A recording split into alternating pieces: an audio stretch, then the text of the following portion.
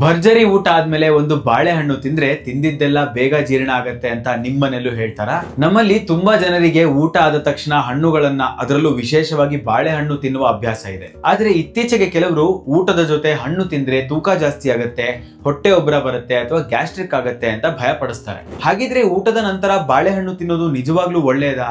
ಹೌದು, ಊಟದ ನಂತರ ಒಂದು ಬಾಳೆಹಣ್ಣನ್ನ ತಿನ್ನೋದು ಖಂಡಿತ ಒಳ್ಳೆಯದು. ಯಾಕೆ ಅಂತೀರಾ? ಮೊದಲನೆಯದು ಅಸಿಡಿಟಿ ಕಂಟ್ರೋಲ್.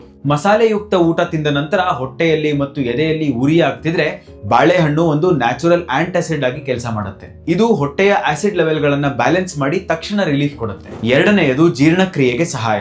ಬಾಳೆಹಣ್ಣಿನಲ್ಲಿ ಫೈಬರ್ ಅಂಶ ಹೆಚ್ಚಾಗಿರುತ್ತೆ.